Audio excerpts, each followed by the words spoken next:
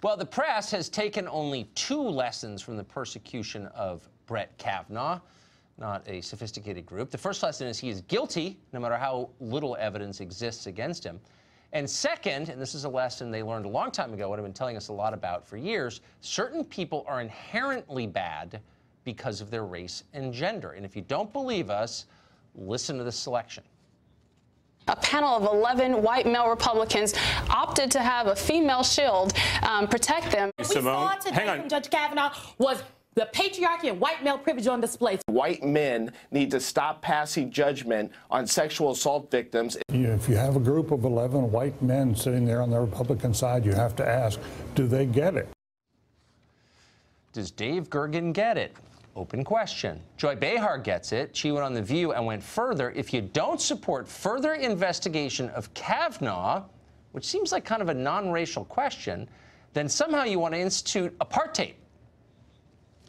The people on the Republican side, it looks like to me, do not want to investigate this any further.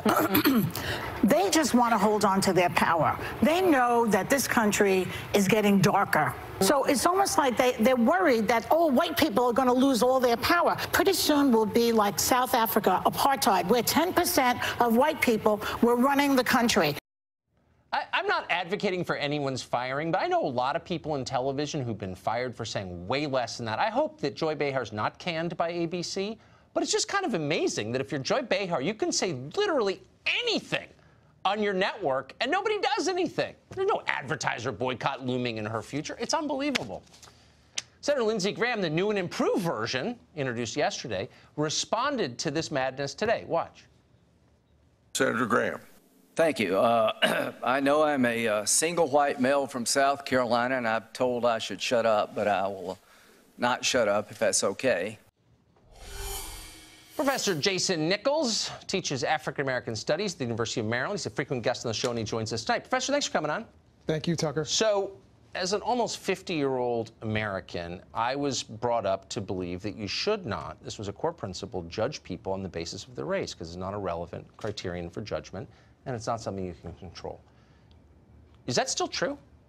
I think it's absolutely true that people should not be judged on the basis of their race, but there are advantages that certain people have on the basis of their race, class, and gender. And I think we need to acknowledge that. But right? I mean, that could be true in individual cases. Could be. But when in individual cases, but when you say it's true in every case, what you're doing is judging people on the basis of their race, which we just agreed is wrong. Well, again, well, number one, I said race, class, and gender. And well, let's just stick with race, because class is a fluid thing. I mean, your class can change. It can, sure. It's rare, but no, but it can. It's not in your DNA. It's not in your I can't DNA. study your bones and find out what class you are in. I would say race is not in your DNA either, but we can go on. Look, I'm not a scientist, but most people can't change the race, and I don't think it's acknowledged that you can. Sure. If it's wrong to judge people on the basis of their race, and I think both of us agree, we don't want to live in a country where people are making generalizations, negative ones, especially about whole groups of people. You don't. We do live in a country that does right, but that. we don't want to add to that because it's wrong. Sure. Then why are all the dumb people on television in unison attacking people on the basis of their race, and nobody's saying anything about it? Well, I think, again, people are acknowledging the fact that certain groups of people have more advantages than others. So we look at this in the criminal justice system, even though, let's be clear, Judge Kavanaugh, for example, was not in a criminal trial. He is not being criminally investigated. This is basically a job interview. But what are they saying? So a woman of one race is accusing a man of the same race of a crime that has nothing to do with race. So why are, again, all the dumb people on TV making it about race, other than to divide and destroy Tucker, America? You're simplifying it a little bit. No, but tell me what I'm missing. That's what I'm asking. And what I'm saying is that it's not just race, it's race, gender, and class. But why are they bringing up race? Why is that relevant in a case where race doesn't intersect with any Because this would be totally different if Judge Kavanaugh were, say, Native American, or if he were African American. If they were both Native American? Or if you know, Dr. Ford were Dr. Ford and Judge Kavanaugh looked like Dr. Nichols, it would be a very different situation. But they're not. I mean, they're both the same race. Right, so but the fact is there a suggestion of racial bias here in this case? I would say at the top of our society, as you said, you know, as we spoke about earlier, are usually educated, well-to-do, white, and male. Like Obama. And straight. Like Obama, the president. Right, Obama's not white. Look, but Obama certainly checks some of those boxes. Look, I don't want to bring up Obama. I'm just being being snarky. What I'm really saying is, this is destroying the country. Attacking people on the basis of their race is totally immoral. We're pushing people into race conflict with each other. And we shouldn't do that if we can help it. And we can't help it in this case. I think that there are lots of things that are destroying the country. Yes, there are, but this is one. And I would say that the inequality that we have and the inequity that we have in our society is what has always made America not as strong as it could be. I totally agree with you. And I just wrote a book on that. But it's not about attacking people as a group for their skin color.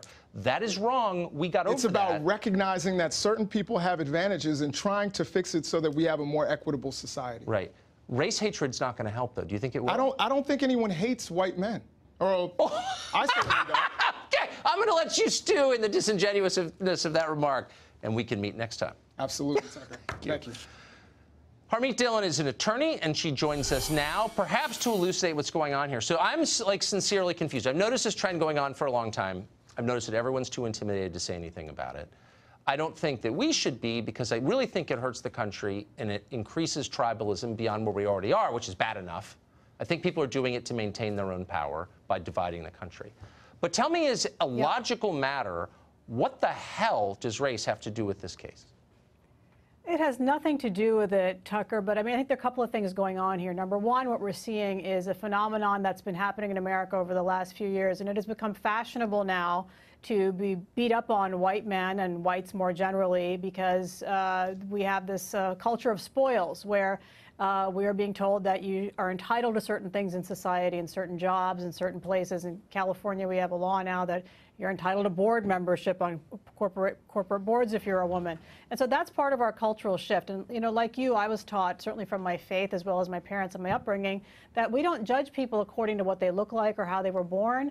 We only look at people according to their merit, and we treat everybody equally. And that's an unfashionable concept now. So unfortunately, you know, if you believed in hate speech, what you heard yesterday would be the most vicious type of hate speech, and not just from the senators on the dais, but from every Democrat group and all the talking points. It was all hateful towards people like Judge Kavanaugh, which is kind of silly, as you pointed out, because both he and his accuser are from the same class and the same race and the same I mean, it literally couldn't be weirder. So, are you worried that if dumb people like David Gergen or all the rest at CNN keep up with the race hatred, that will actually encourage some kind of conflict? You've seen this in a lot of different countries. We really don't want it here. But could we get there if they don't stop? We have it, Tucker.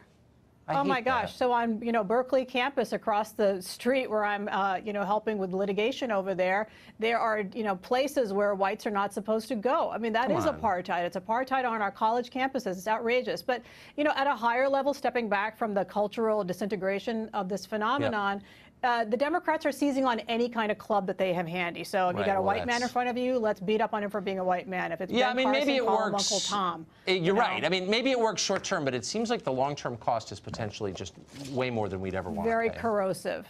Absolutely. Thank you very much. You got it.